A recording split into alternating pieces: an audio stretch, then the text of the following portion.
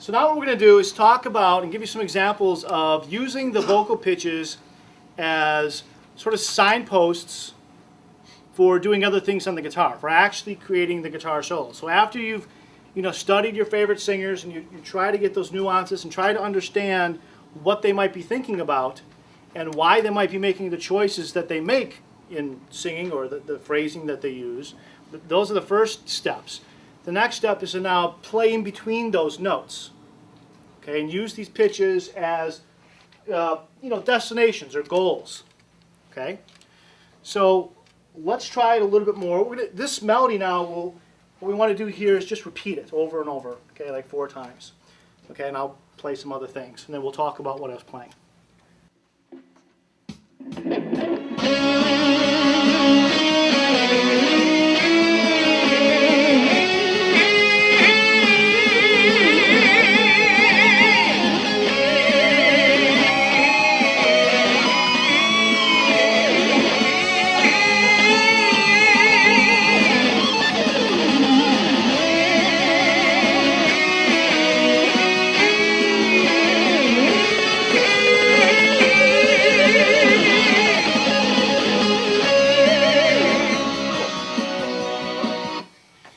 So basically what I was just doing there was I started off playing the same melody with Fabio, and then on the very last note, and singers sometimes do this too, although in this case the note would be really, really high, as we came here, it's an octave higher, it's a big note for a singer to sing, really high, and then I started playing phrases off of the vocal melody, okay, so when the melody started over again, instead of me coming back down here to the C sharp, I went to this C sharp. All right, so now that's one of the signpost pitches as well, but we're now higher up. We're in another pitch range. We're higher up there, okay? Now the next note that we're going to focus on is the E, which Fabio's singing down here, and I'm playing a little arpeggio off the E.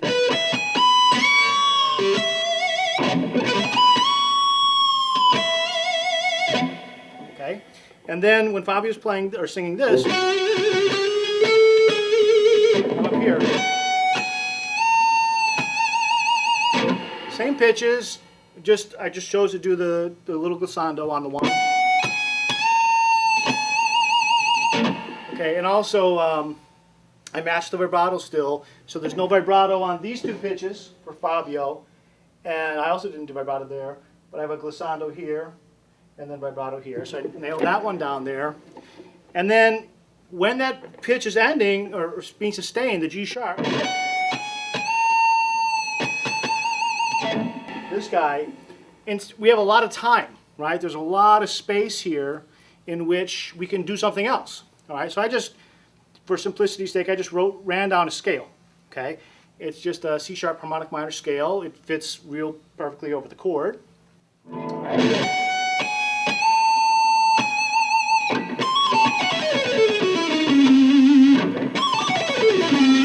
Just went down there.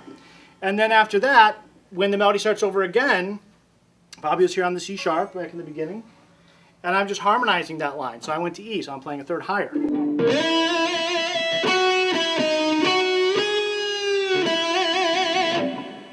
You all heard that, right? And then when Fabio's singing this, I'm also doing harmony higher, 3rd higher. And what I was trying to do in that point is, Fabio is singing these pitches pretty strong. We're singing everything strong, but singing this one particularly strong. That's sort of the climax of the whole thing. So instead of just playing the pitches, for me to try to somehow match all that power, I just did a tremolo on those pitches that were harmonized to his pitches. Okay, so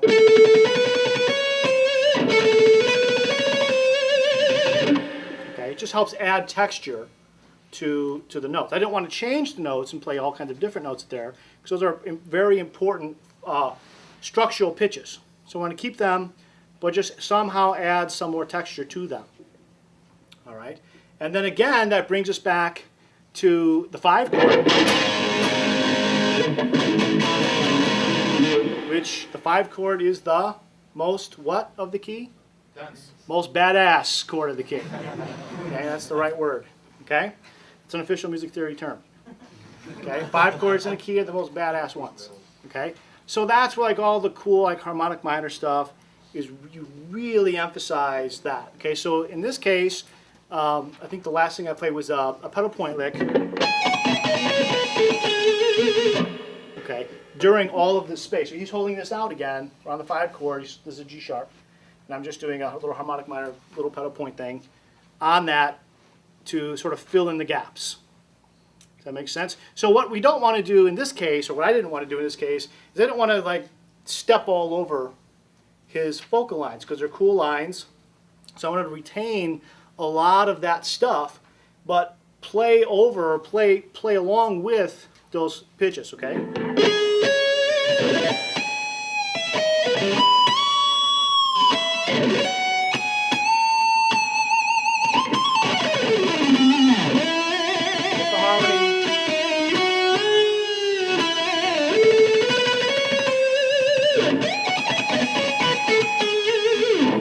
So it just sort of fills in the gaps nice. It doesn't get too far away from the vocal thing. But if we take if there is no singing, if we take the vocal part out, and this is just a guitar, so it's a nice little melody with some cool lead licks in there too. But it's not me just going up and down playing a bunch of arpeggios and licks and trying to cram in as many technical things as I can. Okay, so it's still lyrical. You get that sort of sense that it's lyrical-like. Okay, so that would be an example of just sort of the vocal influence, the influences that of great singers like Fabio has had on me and the choices that I might make in creating solos and melodies and that sort of thing.